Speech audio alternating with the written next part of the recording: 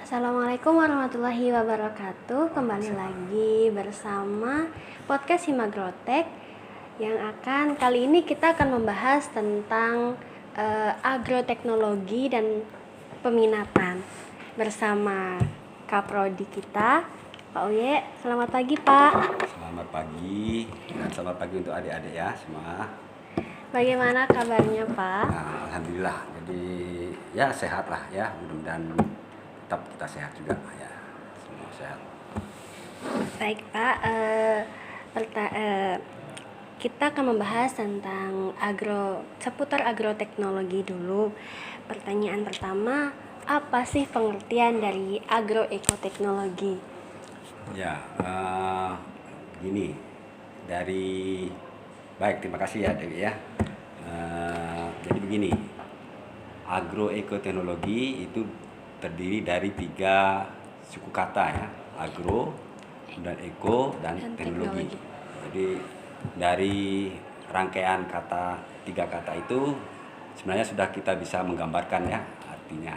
Jadi agro itu kita kaitannya dengan pertanian ya, agriculture ya, jadi pertanian. Kemudian eko itu adalah ekologi ya, kaitan dengan ekologi. Kemudian teknologi jelas ya, jadi ilmu pengetahuan. Jadi kalau kita terjemahkan secara umum ya, agroekoteknologi itu adalah pengetahuan tentang pertanian dan lingkungan ya. Jadi lingkungan dan pertanian itu sebenarnya yang arti luasnya seperti itu Dewi ya. Berarti agroekoteknologi dengan agroteknologi itu berbeda, Pak? Sebenarnya begini, awalnya nama kita itu bukan agroekoteknologi. Jadi kita itu namanya dulu awalnya adalah budidaya pertanian ya, budidaya pertanian. Itu pada tahun 2009 karena ada merger dari berbagai program studi di pertanian ini yang berada di bawah budidaya pertanian, kemudian kita rangkum menjadi satu ya, sehingga disebut dengan agroekoteknologi. Apa bedanya dengan agroteknologi? Ternyata sama ya, tidak ada bedanya. Agroteknologi dengan agroekoteknologi itu sama. Jadi ada beberapa fakultas ya di universitas yang lain itu namanya agroteknologi. Kita waktu itu mau menamakannya juga agroteknologi, tapi karena kita boleh memilih ya antara dua itu, akhirnya kita pilih agroekoteknologi dengan tujuan agar lebih luas gitu ya cakupannya. Karena kita itu dulunya ada 5 program studi yang bergabung itu, yang sekarang jadi minat ya, ditambah dulu minat ilmu tanah. Jadi ada 5 agroekoteknologi waktu itu: ilmu tanah, kemudian pemulihan tanaman, kemudian hortikultura, kemudian agronomi, dan yang satu adalah hama dan penyakit tanaman. Jadi tidak ada bedanya ya. Jadi silakan mau pakai agroekoteknologi, mau agroekoteknologi, jadi sama ya. Baik, Pak, dari penjelasan Bapak tadi terkait dengan agroekoteknologi, apa saja yang dipelajari di prodi ini, Pak? Ya, jadi begini, di agroekoteknologi itu kembali ke sejarahnya dulu ya. Jadi budidaya pertanian. Jadi intinya adalah kita mempelajari tentang budidaya pertanian. Budidaya itu adalah cara bercocok tanam. Jadi cara bercocok tanam, teknik bercocok tanam, termasuk juga ya faktor-faktor yang mempengaruhi ya pertumbuhan dari tanaman, dan juga tentu bidang-bidang ilmu lain yang terkait ya. Jadi intinya adalah kita itu mempelajari tentang teknik ya bercocok tanam sehingga akan dihasilkan produksi yang maksimal gitu ya. Itu ya intinya sebenarnya. Tentu di sana banyak sekali ya teknik dan teknologi, apalagi sekarang ya teknologi pertanian kan semakin maju ya. Kalau dulu kita menggunakan hanya bercocok tanam di lahan ya, tapi sekarang kan ya banyak bercocok tanam tanpa lahan, itu juga kita pelajari.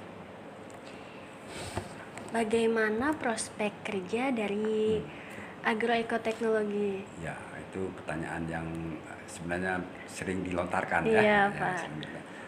terutama bagi mahasiswa ya, bagi alumni. Sebenarnya ya luas, ya, sangat luas.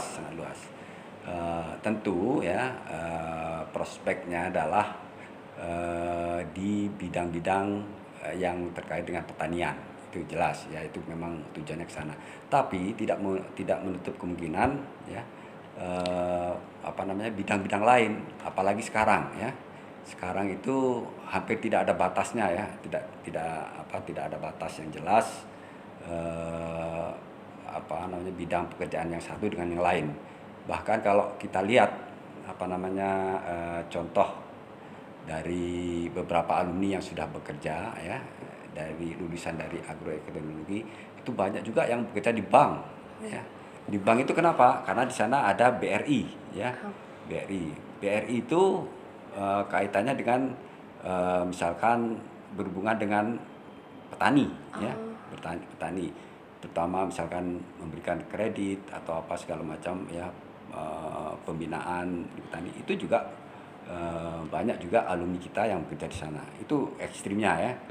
Tapi kalau yang linier ya, yang jelas tertuju ke bidang di pertanian ya, tentu di Departemen Pertanian ya. Kemudian bisa juga jadi pengajar ya, dan di penyuluhan. Dan jangan lupa ya, sekarang itu eranya adalah wira swasta ya, wirausaha. Kalau kita bicara tentang wirausaha pertanian, di bidang pertanian sangat luas ya. Dan harus kita pahami ya, pada saat krisis ya, dulu krisis moneter di tahun 97-98, yang menyelamatkan adalah bidang pertanian. Tidak kena krisis bidang pertanian tetap ya.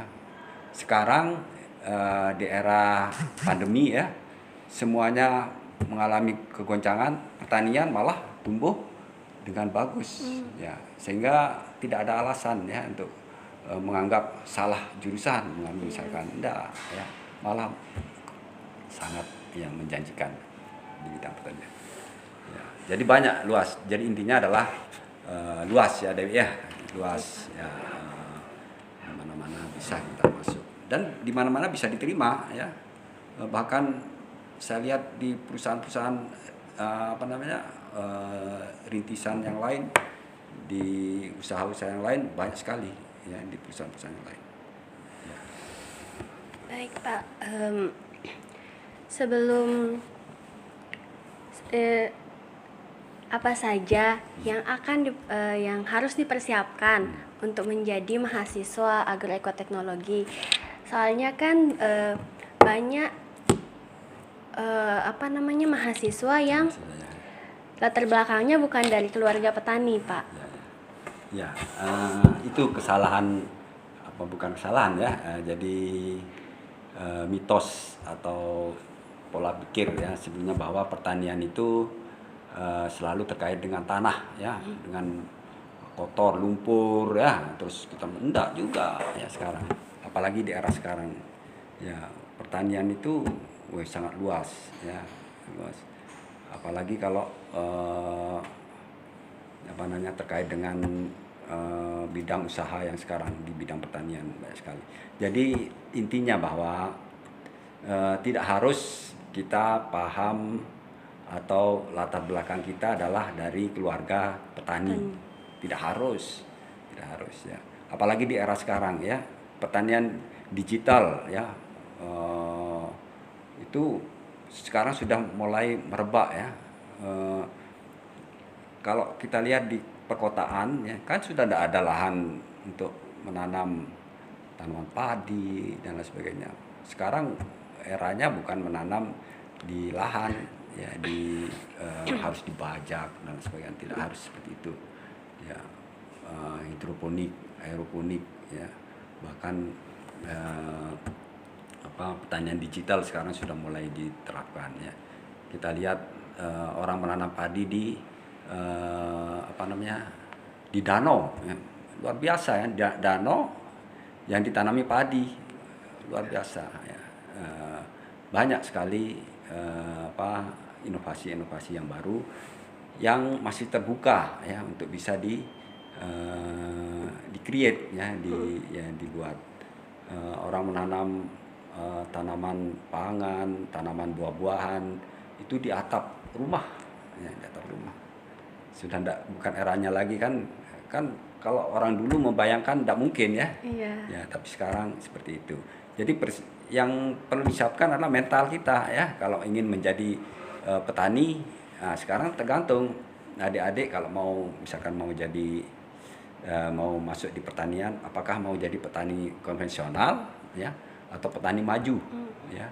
Petani maju, petani yang punya cita-cita lebih tinggi lagi ya, yang punya capaiannya inovasi. ya, inovasinya ya. Sekarang kalau kita lihat ya, orang menyemprot hama penyakit tidak perlu menggunakan semprotan ya, pakai drone, pakai pesawat ya, seperti itu ya. Jadi silahkan siapa saja ya bisa, walaupun dia anak konglomerat ya, kalau ingin maju di pertanian ya bisa mendaftar ya, itu ya mungkin. Baik, itu saja tentang agroekoteknologi. Sekarang kita akan membahas tentang peminatan untuk semester 5 yang akan mengambil peminatan di semester 6. Tadi Bapak sudah sebutkan beberapa peminatan, bisa Bapak jelaskan? Jadi begini, seperti yang saya bilang tadi ya, era kita itu selalu berubah ya, progresif berubah. Kalau dulu orang belajar di pertanian, kalau sudah belajar hama penyakit ya sudah itu aja ya. Belajar tentang hortikultura ya itu saja, agronomi itu saja. Sekarang tidak lagi ya, apalagi sekarang dengan adanya istilah MBKM ya, kampus MBKM. Apa MBKM itu? MBKM. Ya, Merdeka Belajar, kampus Merdeka. Ya, namanya sudah Merdeka ya. Artinya apa? Terserah. Ya, terserah. Bahkan ya kalau adik-adik mendengar ulasan dari menteri kita ya, bahwa MBKM itu, dalam kuliah MBKM itu memungkinkan ya mahasiswa pertanian ya itu nanti di semester 6, 7, 8 ya bisa mengambil teknik atau komputer ya, tidak ada kaitannya dengan prodi kita ya, boleh ya. Nah, sehingga kaitannya dengan peminatan ya, kaitan dengan peminatan. Jadi begini, memang sekarang itu di agroekoteknologi di Fakultas Pertanian kita itu ada 4 minat ya, 4 minat, yaitu minat ilmu pemulihan tanaman, kemudian minat hama dan penyakit ya, kemudian juga minat agronomi, dan yang terakhir adalah hortikultura ya. Jadi ada 4 minat. Apakah masing-masing ini punya persyaratan Pak untuk bisa masuk ke masing-masing minat? Tidak ya, tergantung dari kemana adik-adik berminat. Namanya sudah minat ya, berminat. Pak, saya itu lebih suka bercocok tanam atau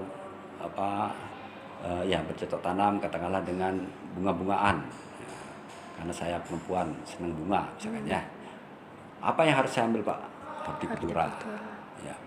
Atau ada juga yang bilang, Pak, saya itu senang membuat terobosan dan ingin membuat tanaman atau benih tanaman jagung yang rasanya seperti misalkan seperti keju. Nah, bagaimana caranya, Pak? Masuk di Iya, pemuliaan pemuliaan tanaman, tanaman. ya.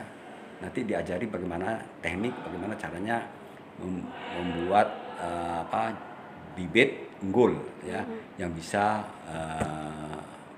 menghasilkan seperti yang ingin kita raih, seperti itu. Atau yang lain, agronomi. Nah, saya punya lahan luas, Pak, di kampung 10 hektar. Saya ingin mengolah tanah itu dengan baik sehingga nanti hasilnya bisa maksimal. Pilih agronomi, ya, seperti itu. Atau hama penyakit, ya misalkan karena banyak sekarang hama dan penyakit itu menyulitkan masyarakat, saya pilih hama dan penyakit. Itu di kurikulum yang lama, ya. Yang sekarang adik-adik mahasiswa yang sekarang sedang menjalaninya, yaitu kurikulum 2016, ya. Dan itu segera akan direvisi, ya. Nah, revisinya mengacu ke MBKM tadi. Jadi nanti pada semester 1, 2, 3, 4, 5, ya. Seperti sekarang tetap. Jadi mata kuliah itu adalah paket seperti sekarang, ya. 5, 6, 7 itu MBKM bebas. Tidak ada lagi kemungkinan, ya, tidak ada lagi peminatan. Ya, jadi semester 5, Pak, saya ingin kuliah di ITB, melanjutkan di ITB semester 6. Misalkan saya senang dengan kaitannya dengan pertanian, kaitannya dengan drone misalkan, ya. Ya, saya ingin membuat drone yang bisa memonitor pertanian. Silahkan, ya, ke sana. Silakan. Itu nanti dihitung per semester 20 SKS. Jadi ambil mata kuliah yang ditawarkan di sana, ya. Ditawarkan ini, misalkan teknik ini, terus ini kaitannya pertanian ini. 1 semester, 2 semester lanjut, Pak, saya tidak puas masih, saya mau ke UI. Ya silahkan, ya, ke ITS. Semester 8 skripsi saya, Pak, memang ada kaitannya dengan pertanian, katakanlah bagaimana membuat drone itu misalkan bisa menciptakan ini, bisa, ya. Jadi itu, jadi peminatan istilahnya tidak harus, tidak punya persyaratan untuk bisa mengambil minat apa yang ingin kita capai, ya. Hanya saja saya lihat mahasiswa sekarang ini di peminatan itu ikut-ikutan, ya. Temannya mengambil minat horti, semuanya ikut. Kenapa ditanya? Mudah, Pak, di sana penelitiannya. Bukan itu, ya. Sebenarnya semuanya sama, tidak ada bedanya, ya. Jadi jangan ikut-ikutan, ya. Ikuti jati dirinya, ya. Saya tertariknya di agronomi tapi terpaksa ikut di horti karena semuanya teman-teman dekatnya horti semua, ya. Begitu sampai di horti terlalu banyak dosennya, tidak cukup, akhirnya skripsinya terbengkalai, ya, karena harus berebut untuk memilih pembimbing nanti. Nah, sebaiknya ya smart, ya, jadi mahasiswa itu, ya, smart, ya, sehingga on the track cepat lulus. Itu untuk kurikulum lama. Tapi kalau kurikulum yang baru ini yang akan kita revisi itu, ya, seperti tadi yang saya bilang, ya, kita akan mengacu ke MBKM. Ya, itu diulang dari semester awal, Pak? Enggak. Jadi lanjut, tetap satu semester 5, ya. Selesai semester 5, nanti semester 6, 7, 8 memang ada yang konvensional, ya. Dan artinya begini, mahasiswa itu dibebaskan untuk memilih apakah dia memilih MBKM atau yang konvensional. Yang konvensional tetap, ya, seperti sekarang. Silakan, ya, menyelesaikan. Saya tidak mau MBKM, saya tidak mau memilih di tempat yang lain, atau saya tidak mau ya, silakan aja. Namanya merdeka, kan, ya. Mahasiswa dikasih kemerdekaan, ya, untuk memilih. Itu intinya. Jadi semangatnya MBKM itu adalah merdeka, ya. Makanya bisa disebut dengan kampus merdeka. Ya, itu, ya, mungkin itu penjelasan, ya, seperti itulah mungkin, ya. Kalau nanti masih kurang jelas, ya, silakan. Baik Pak, terima kasih sudah jelas Pak. Baik, itu saja dari podcast kali ini. Kami tutup. Wassalamualaikum warahmatullahi wabarakatuh.